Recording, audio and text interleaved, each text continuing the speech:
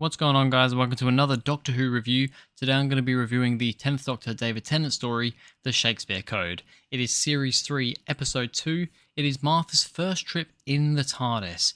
And we're going to the past, we're going back to the time of Shakespeare. So, an interesting episode, one that I've always quite liked. It's never been one of my favourite episodes in the world. Kind of just one of those, somewhat mid-filler sort of episodes. But it's one that I've at least liked, it's one that I can just chuck on and if I just want to feel like watching something, stick this one on. It is alright, so I was wondering, how would I feel about it once I do a proper review on it. So anyway, let's get started with the cast. David Tennant as the 10th Doctor. As usual, David Tennant is great in this episode. The chemistry with Freema Agyeman is awesome from the start. It was in Smith and Jones. It's still going strong here. He has, once again, I always say it, some funny moments, some serious moments. He's just really good. The chemistry with the actor who plays Shakespeare as well is also great from everyone, really. It's, on the most part, pretty much every actor here is good. There's a couple which maybe aren't quite as good, but on the most part, yeah, all the acting here is very good, and David Tennant is, of course, one of those good ones. Freema Agyeman as Martha Jones. She's also really good in this episode. From the comments of Martha at the start saying, I'm a black woman in these times, black women weren't, they weren't thought of highly in these times, let's just say. The fact that she brings that up, but it's not like smacking you on the head with it, as it feels like it sometimes is nowadays with those sorts of comments. It's, just great moments from Martha. She, of course, has some of the lovey-dovey stuff with the Doctor here, where she's kind of getting rejected by him, which is a part of her story that I don't love, but at the same time, I do in the way that it ends and is resolved finally at the end of the series. I like that aspect of it, but at this point, it's just kind of another one of those, oh great, it's just another companion that loves the Doctor. So yeah, all in all though, Freema Agyeman's performance, very good. Right, on to some points about this episode. The Doctor and Martha meet Shakespeare. So yes, they go back to London. I don't know the exact time. I can't really remember what the exact year is or anything, but Shakespeare, they go to the Globe Theatre, they watch Shakespeare and they meet Shakespeare, and all in all, really, really good. I like the guy that plays Shakespeare. I don't have his name up at the moment, but I think he does a great job. He's just a likable character. He's a good actor, and just all good stuff in that regard.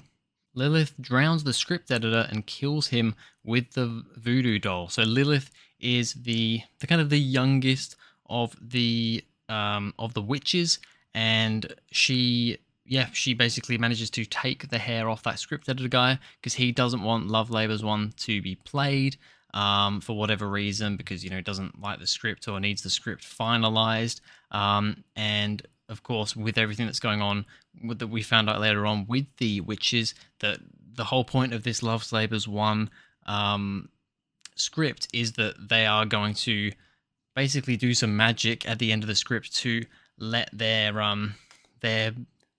carrionite beings free.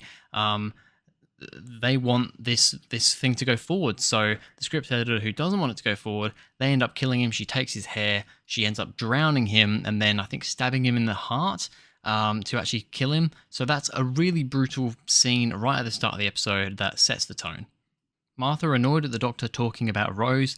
This is the lovey-dovey stuff that I was talking about. The Doctor very much pushing Martha aside because he's just thinking about Rose all the time. There's the bit when they're in bed, like side by side in bed, because there's only one bed, and Martha's trying to cuddle up to the Doctor, and he's just like, oh, he's trying to think of what we're going to do here. He's like, oh, Rose. I think this is the episode where he's like, Rose would have known what to do. And Martha just kind of turns around, turns the light off, and she just seems very pissed off by this whole thing, which I guess you would as well. It's a fair enough point, but yeah. The Doctor and Shakespeare quoting future famous Shakespeare lines. I love this. I love this thing throughout the episode. It happens quite a bit, and I think it's just really good. There's a couple of moments where I think it starts off with Shakespeare says a line and the Doctor's like, you should write that down. And he's like, yep, yeah, I should. And that ends up being a real famous Shakespeare quote. Then the Doctor says something, and I think he says, you should write that down to him as well. He's like, you can have that one if you want. And then he says another thing, which turns out, and Shakespeare's like, oh, I think I'll write that one down. And the doctor's like, no, sorry, someone else has already written that. I love those little scenes. I just think it's a little bit of comedy in there. Just nice throwing those little quotes in there. I think that's really funny. Doomfinger just stands there as the Doctor figures out who they are. So Doomfinger's another one of the three witches, and yeah, when the Doctor's trying to figure out, what's going on here, he knows that he has to name them. So he finds out that they're called Carrionites, so he names them Carrionites, and that kind of sends her away from them. And it doesn't like kill her or anything; it just sends her back to her home. Really, it doesn't really do much other than just get them away from them at that point in time. But she just kind of stands there as the Doctor's figuring out, right, who are you? This is blah, blah, blah, figuring out, oh yes, Carrionites. She just stands there, does nothing. It's just like, would you not? Because she was like pointing her finger out to, to kill someone with a single touch.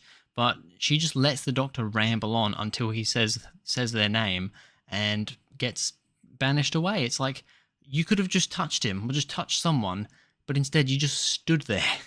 The theatre is specifically designed as an energy conductor, so we find out that the play has to. What happened is Lilith ended up kind of taking over Shakespeare while he was asleep, or sending him to sleep, and then writing at the end of the play these words that basically it's a bunch of words that will free all these Carrionites and rain havoc on the world. But it's specifically designed. It turns out that I think the witches, the Carrionites, had gone to the guy who designed the Globe Theatre and specifically told him, you need to design it in this way, kind of manipulated him, sent him insane in the process, to build this theatre in this exact way so that it would act as an energy converter when these words were spoken. So it's a bit of a far-fetched, silly thing, but it's an interesting enough cool concept. The Doctor has to restart one of his hearts. Now, I love this scene. So Lilith manages to get some hair from the Doctor, puts it in the voodoo doll, and stabs him in the heart, sending him to the floor. She thinks he's dead because she doesn't know that he has two hearts.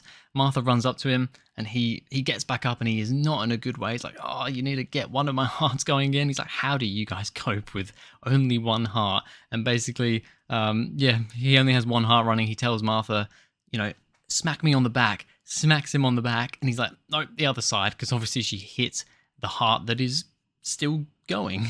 She needs to smack the other side, smacks him on the back, then smacks him on the front, and then he does this horrible back crack noise, and gets both his hearts going again. I think that's just a wonderful, funny scene. And finally, Shakespeare banishes the Carrionites with words. Now, I don't know how much I love about this, the ending to this. I know it's all about words and, bringing the Carrionites into the world is all words, and that happens, the play goes ahead and the Carrionites do get released. But then the Doctor's like, Shakespeare, you're great with words. If this whole place is an energy conductor, it can be reversed with some other words. So basically, the Doctor and Shakespeare say a bunch of things and say a bunch of words and make the Carrionites go back, be trapped again. But and it's kind of funny how, like, in the end they're trying to like think of something to like rhyme, and they end up saying what do they end up saying? It's a Harry Potter thing. I can't remember exactly what it is. Expelliarmus. They say Expelliarmus, don't they? That's funny, little bit silly, and I don't know how I feel about the whole resolution. It feels a little bit simple. Just let's say some words and rhyme things together, and there we go. We've managed to trap them. I don't love the ending. But yeah, that's everything I've got to say, actually. Not a whole lot to say about this episode. Like I said, it's an okay episode. It is very much a filler episode, though. Episode 2 of the series, first trip in the TARDIS with Martha, back in time for this one. And it's okay. It's not the best in the world. I've kind of flip-flopped about where I grade this one. For a rating here out of 10, I'm going to give the Shakespeare Code a 7 out of 10. Maybe a 6.5. It's kind of there between a 6.5 and a 7 for me. I've always kind of flip-flopped where I put it, but this is a very strong season, and it is probably, it's not my least favourite of the series by any means, but it is down there for me in the series. But I'm going to go a 7 out of 10 for now, but it's a low 7 out of 10. But anyway, that's going to be it for this video, guys. Thank you very much for watching. If you enjoyed, please go ahead, like and subscribe, and I'll see you guys in the next video.